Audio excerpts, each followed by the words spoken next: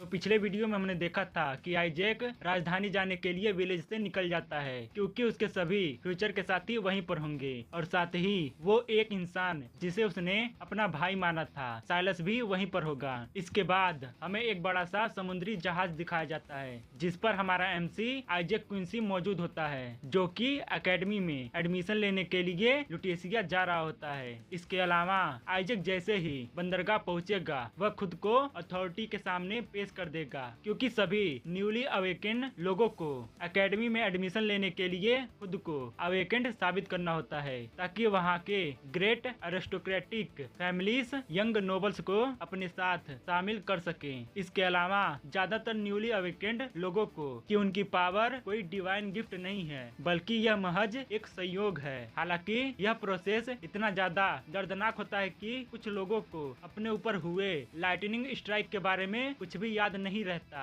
और इस वजह से उन्हें लगता है कि उनका अवेकन होना उन्हें गॉड द्वारा चुना गया है। इसके बाद आइजैक इस समुद्री यात्रा का इस्तेमाल प्रैक्टिस करने के लिए सोचता है। हालांकि अभी के लिए उसे यहाँ पर वह सारी शांति और सुकून मिलेगा जिसकी उसे तलाश थी। इसके बाद हम मैडलिन को देखते हैं जो खुद को आइजैक की नजरों से छुपा रही थी। इसके अलावा मैडलिन को जहाज पर काफी ज्यादा चक्कर आ रहा था और इस वजह से वह आइजैक से जाकर टकरा जाती है जिसकी वजह से आइजैक उस लेडी की हालत देखकर उसकी मदद करने जाता है और उसे गिरने से बचा लेता है। लेकिन तभी मैडलिन आइजैक से बोलती है कि क्या हाल है और मैडलिन को देखकर आइजैक काफी ज्यादा हैरान हो जाता है और इस वजह से वह मैडलिन से पूछता है कि आखिर वो यहाँ पर क्या कर रही है और इस पर मैडलिन उसे बताती है कि वह भी उसके साथ राजधानी आ रही है। लेकिन आइजैक उसे मना कर देता है और अगले जहाज पर सवार होकर वापस घर जाने के लिए कहता है। लेकिन मैडलिन उसे अपनी बात ध्यान से सुनने के लिए कहती है और उससे बोलती है कि उसे पसंद हो या ना हो वह फिर भी उसके साथ आ रही है। इसके अलावा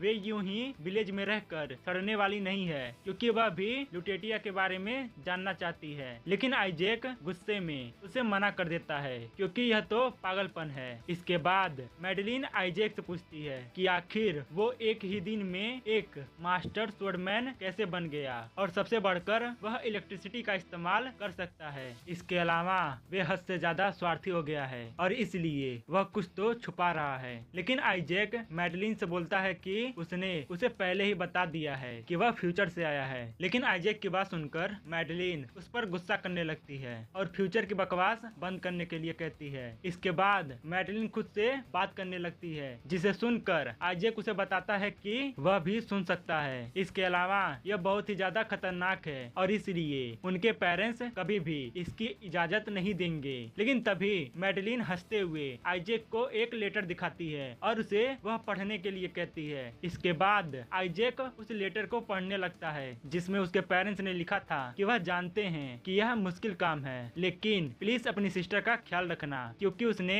बचपन से ही राजधानी देखने का सपना देखा है और इसलिए वह देख सकता है कि उसके पास कोई और रास्ता नहीं है। इसके बाद मैडलिन आइजैक से जल्दी करने के लिए कहती है क्योंकि वह डिनर मिस नहीं करना चाहती। वहीं दूसरी ओर आइजैक अपनी किस्मत पर हंसने लगता है क्योंकि उसे लगता है कि वह शापित है। इसके बाद हमें डिनर एरिया दिखाया जाता है जहां पर बहुत सारे लोग डिनर कर रहे होते हैं। आगे फिर हम आइजैक और मैडलिन को डिनर करते हुए देखते हैं जब आइजैक अपने मन में बोलता है कि उसे हमेशा से पता था कि उसे अपनी जिंदगी में क्या चाहिए था। हालांकि इस बार एल्डरमैन और काउंट उसे कोई नुकसान नहीं पहुंचा पाएंगे और क्योंकि वह राजधानी देखना चाहती है इसलिए वह उसे प्रोटेक्ट करेगा। लेकिन तभी वहां पर 3 सोल्जर आते हैं और सभी पैसेंजर से ध्यान देने के लिए कहते हैं और बताते हैं कि वह सब एक नोबल किलर की तलाश कर रहे हैं। वहीं दूसरी ओर आइजैक उनकी बातें सुनकर काफी ज्यादा हैरान हो जाता है। इसके बाद एक सोल्जर बोलता है कि किसी ने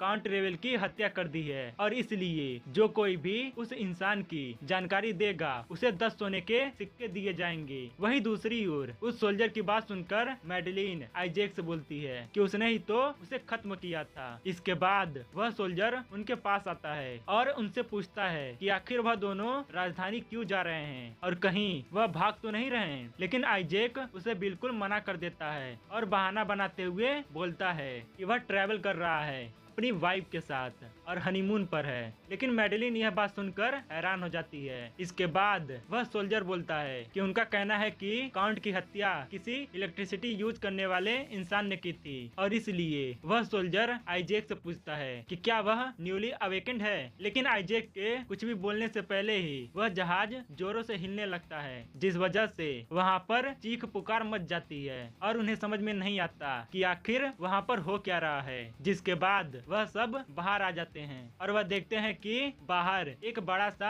रॉकविल सी मॉन्स्टर है। इसके बाद हम एक आदमी को देखते हैं जिसे कोई आदमी भाला लेकर तैयार रहने के लिए कहता है। लेकिन तभी आइजैक उस आदमी को कुछ से बचकर रहने के लिए कहता है, पर तब तक देर हो जाती है और वह आदमी उसके अटैक से नीचे पानी में गिर जाता है। इसके बाद हम उन सोल्जर्स को देखते हैं जो काफी ज्यादा घबराए हुए होते हैं क्योंकि उस मॉन्स्टर ने जहाज पर मौजूद भाले को तोड़ दिया था। वहीं दूसरी ओर आइजैक देखता है कि वह मॉन्स्टर खास तौर पर काफी ज्यादा एग्रेसिव है और इसलिए वह समझ जाता है कि जहाज जरूर उसके इलाके में भटक कर आ गया है, क्योंकि आमतौर पर एक इलेक्ट्रिक शॉक उन्हें ट्रैकर भगाने के लिए काफी होता है। लेकिन आइजैक इन सोल्जर्स के सामने अपनी इलेक्ट्रिसिटी को इस्तेमाल नहीं कर सकता, वरना उन्हें उसकी पावर के बारे में पता चल जाएगा और वह उनका पहला प्राइम सस्पेक्ट बन जाएगा। इसके बाद मैडेलिन आइजैक को उस मॉन्स्टर के अटैक से सावधान रहने के लिए कहती है। वहीं दूसरी ओर आइजैक उस मॉन्स्टर के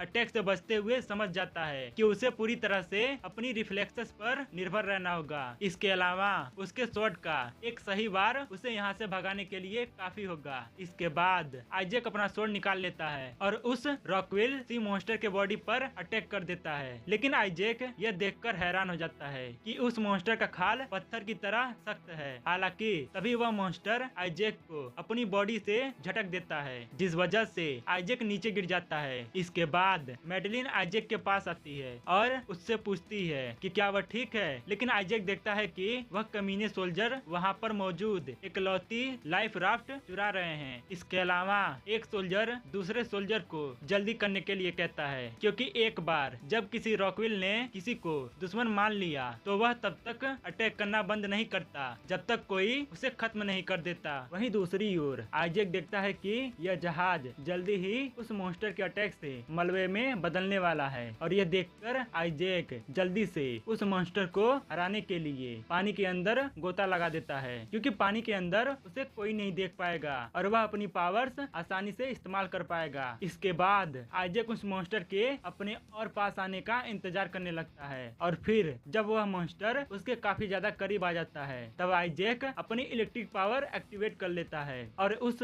सी मॉन्स्टर पर अपनी इलेक्ट्रिक पावर से एक खतरनाक अटैक करता है, जिसकी वजह से वह मॉन्स्टर वहां से तैरकर दूर जाने लगता है। इसके बाद आइजैक पानी में से बाहर आते हुए बताता है कि रॉकविल प्राइडफुल होते हैं और इसलिए वह अपना गुस्सा निकालने के लिए किसी और शिकार की तलाश करेगा। इसके बाद हमें उन सोल्जर्स को दिखाया जाता है जो कि जितना जल्दी हो सके उतना जल्दी उस जहाज से दूर जाने की कोशिश कर रहे होते हैं। लेकिन तभी वह देखते हैं कि उनके नाव के नीचे कुछ मौजूद है और फिर तभी वह रॉकविल सी मॉन्स्टर उनके नाव को पलटकर उन सभी को नीचे पानी में गिरा देता है और फिर उनके नाव को अपने मुंह से तोड़कर चकनाचूर कर देता है। इसके बाद हम मैडेलिन को देखते हैं जो आइजैक को जल्दी से इस रस्सी को पकड़कर ऊपर आने के लिए कहती है और फिर आइजैक ऊपर आने के बाद देखता है कि जहाज अभी भी पूरी तरह से सही सलामत है। आगे फिर मैडेलिन आइजैक के गले लगते हुए गॉड को थैंक यू बोलती है, क्योंकि उन्होंने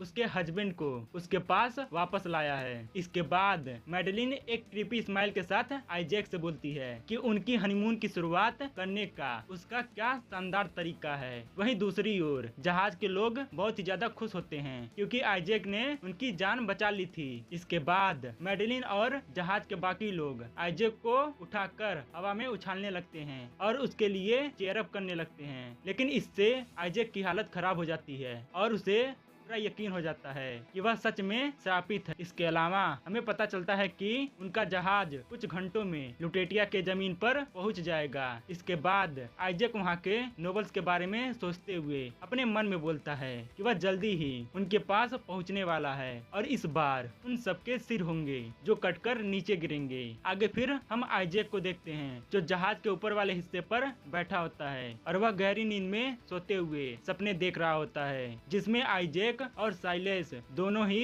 अपने जीत की खुशी मना रहे होते हैं। इसके अलावा उन्हें यकीन होता है कि उन्हें कोई नहीं रोक सकता। इसके बाद आइजैक को उस दिन की बात याद आती है जब साइलेस ने उसे कहा था कि वह सिर्फ उसका एक मोहरा था और अब उसका काम खत्म हो चुका है। हालांकि तभी आइजैक की आंखें खुल जाती है और उसका वह सपना टूट जाता है और आइजैक को महसूस होता है कि यह सिर्फ उसका एक बुरा सपना था। इसके बाद हमें एक खूबसूरत सिटी दिखाई जाती है जो कि गालिया किंगडम की राजधानी लुटेटिया होती है। आगे फिर हम मैडलिन को देखते हैं जो राजधानी को देखकर काफी ज्यादा खुश होती है, लेकिन आइजैक थोड़ा घबराया हुआ होता है क्योंकि वह पहले यहीं पास में रहता था। वहीं दूसरी ओर मैडलिन देखती है कि आइजैक हमेशा की तरह इस बार भी बिल्कुल भी डेस्परेट नहीं है। इसके बाद जहाज किनारे पर लगाया जाता है और लुटेटिया जाने वाले सभी पैसेंजर्स को नीचे उतरने के लिए कहा जाता है। आगे फिर हम आइजैक और मैडलिन को देखते हैं जो काफी ज्यादा खुश होते हैं और फिर वह दोनों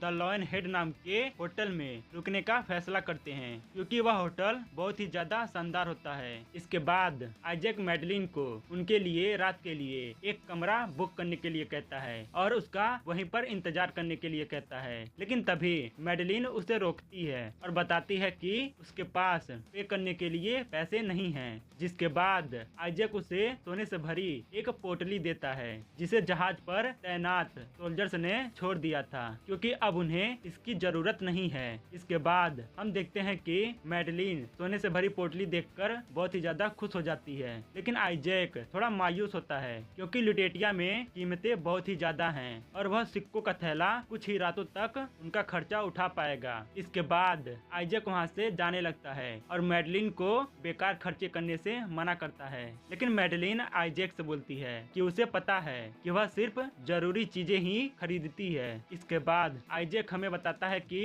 एकेडमी में एडमिशन पाने वाले लोगों को द डिवाइन नाम दिया जाता है। हालांकि एडमिशन पाना इतना आसान नहीं होता क्योंकि हर दिन हजारों लोग यहाँ पर आते हैं। इसके बाद वहाँ पर मौजूद सोल्जर अगले कैंडिडेट को बुलाता है और फिर उसे अपनी पावर दिखाने के लिए कहता है। वहीं दूसरी ओर आइजैक अपने मन में बोलता है कि उन्हें पूरा यकीन होता है कि उनके अंदर एक ग्रेट पावर अवेकन हुई है। आगे फिर वह आदमी उन्हें अपनी पावर दिखाते हुए बोलता है कि आज सुबह जब वह उठा तो उसे अपने अंदर अजीब सा महसूस हो रहा था, लेकिन तभी वह आदमी देखता है कि दो सोल्जर्स उसकी तरफ आ रहे हैं और यह देखकर वह आदमी पूछता है कि क्या बात है। इसके बाद एक सोल्जर उसका हाथ पकड़कर उसका स्लीव ऊपर करता है और देखता है कि वह आदमी चीट कर रहा है क्योंकि कुछ लोग बेहतर जिंदगी की आशा में सिस्टम को धोखा देने की कोशिश करते हैं। इसके बाद वह सोल्जर उस आदमी को कुत्तों की तरह पीटने लगते हैं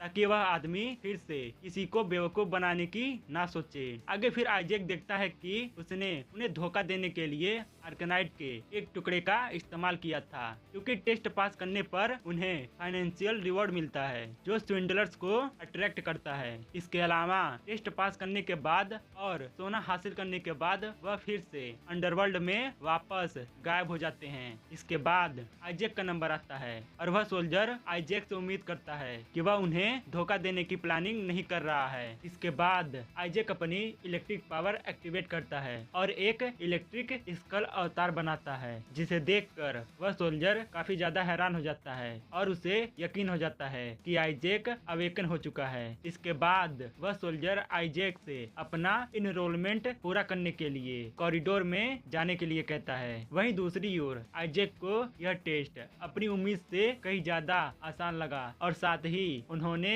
उससे यह भी नहीं पूछा कि उसे उसकी पावर कैसे मिली। इसके बाद आइजैक कॉरिडोर में चलते हुए अपने मन में बोलता है कि उसे इस कॉरिडोर में आए हुए काफी समय हो गया। इसके अलावा तभी उसे पीछे से किसी की आवाज सुनाई देती है है और इसलिए आइजैक पीछे मुड़कर देखता है, जिसके बाद वह देखता है कि वहाँ पर साइलस खड़ा है और यह देखकर आइजैक हैरान हो जाता है और उसके हाथ में मौजूद कागज गिर जाता है। इसके बाद साइलस उसके पास आता है और उसका गिरा हुआ कागज उठाते हुए बोलता है कि उसका नाम आइजैक क्विंसी है ना। इसके अलावा वह आइजैक से बोलता है कि उसे आइजैक से मिलकर खुशी हुई और फिर अपना पूरा नाम साइलस मॉन्टफोर्ट बताता है और पूछता है कि क्या वह भी यहाँ पर नया है। लेकिन हम देखते हैं कि आइजैक साइलस को देखकर काफी ज्यादा गुस्से में होता है, क्योंकि उसकी वजह से उनके सारे प्लान्स बर्बाद हो गए और साथ ही उन्होंने अपना सिर भी खो दिया था। इसलिए आइजैक उसे यहीं पर मार डालने के बारे में सोचता है और वहीं साइलस आइजैक को गुस्से में देखकर उससे पूछता है कि क्या कोई बात है। लेकिन आइजैक साइलस से बहाना बनाते हुए बोलता है कि उसे थोड़ा सा अजीब महसूस हो रहा है, जिसके बाद साइलस उसे बताता है कि यह उसकी अवेकनिंग का एक साइड इफेक्ट है जो उसे भी हुआ था और इसलिए साइलस उसे थोड़ा आराम करने के लिए कहता है। इसके बाद साइलस वहाँ से जाते हुए आइजैक से बोलता है कि मैं तुम्हें और नहीं रोकूंगा और फिर से मिलने की बात करता है। लेकिन आइजैक गुस्से में अपने मन में बोलता है कि उसने जो कुछ भी किया था उसके बाद भी उसे क्या लगता है कि वे ऐसे ही यहाँ से शान से चला जाएगा। यहाँ तक कि उसने उसे अपने भाई की तरह माना था। इसके बाद आइजैक अपनी पावर एक्टिवेट कर लेता है और स्वॉर्ड के साथ साइलस पर अटैक कर देता है। लेकिन साइलस उसका वह अटैक देख लेता है और फिर अपना स्वॉर्ड निकालकर आइजैक के उस खतरनाक अटैक को आसानी से रोक देता है। हालांकि तभी उनके बीच में एक धमाका होता है जिसकी वजह से वह दोनों अलग हो जाते हैं। इसके बाद वह दोनों हैरानी के साथ उस ओर देखने लगते हैं जिस ओर से वह धमाका उनकी तरफ आया था। हालांकि तभी वहाँ पर एक आदमी आता है और उन दोनों से बोलता है कि मुझे लगता है कि तुम दोनों अपनी पावर यूज करने के लिए काफी बेताब हो और इसलिए फ्रेंडशिप कायम करने के लिए स्टील की टकरार से बेहतर कुछ नहीं है। इस आदमी का नाम ऑक्टेवियो ग्रिमाल्डी है और ये एकेडमी के प्रोफेसर और कॉम्बैट आर्ट के ट्यूटर हैं। इसके बाद प्रोफेसर आइजैक को अपना इंट्रो देते हैं और उसे बताते हैं कि वे स्टूडेंट्स को वॉर आर्ट सिखाते हैं और इसलिए उसे चिंता करने की जरूरत नहीं है, क्योंकि जब क्लासेस शुरू होंगी तब उन्हें प्रैक्टिस करने के लिए भरपूर समय मिलेगा। इसके बाद हमें पता चलता है कि आइजैक ग्रिमाल्डी को जानता है, क्योंकि ग्रिमाल्डी इस एम्पायर के सबसे पावरफुल वॉरियर में से एक हैं और साथ ही द ऑर्डर ऑफ लिबरेशन के एक इम्पोर्टेंट पर्सन हैं। ये वही ग्रुप है जो 20 साल बाद उसकी हत्या कर देगा। वहीं दूसरी ओर साइलस प्रोफेसर ग्रिमाल्डी से माफी मांगता है और बोलता है कि उनकी पावर हाल ही में अवेकन हुई है और इसलिए कभी कभी खुद को कंट्रोल करना मुश्किल हो जाता है। इसके बाद साइलस आइजैक से माफी मांगने लगता है और बोलता है कि उसे उनके बीच डुअल का बेसब्री से इंतजार रहेगा। वहीं दूसरी ओर आइजैक इस लड़ाई से जान जाता है कि साइलस पहले से ज्यादा स्ट्रॉन्ग है, जितना उसने सोचा था उससे कहीं ज्यादा स्ट्रॉन्ग। हालांकि तब भी वह उसे खत्म करने के लिए पूरी तरह से कैपेबल है, लेकिन फिर भी उसे शांत रहना होगा, वरना उसका दूसरा मौका भी उसके पहले मौके की तरह खत्म हो जाएगा। इसके बाद हम एक आदमी को देखते हैं जो आइजैक को विंडो से घूर रहा होता है। आगे फिर वह आदमी वहाँ पर मौजूद बाकी लोगों से बोलता है कि आइजैक और साइलस उन दोनों में ही कैपेबिलिटी है और इसलिए उन्हें जल्दी से उनकी लॉयल्टी की टेस्ट लेनी होगी। हालांकि उसे अभी भी इस बात पर शक है कि वे दोनों जिंदा बच पाएंगे,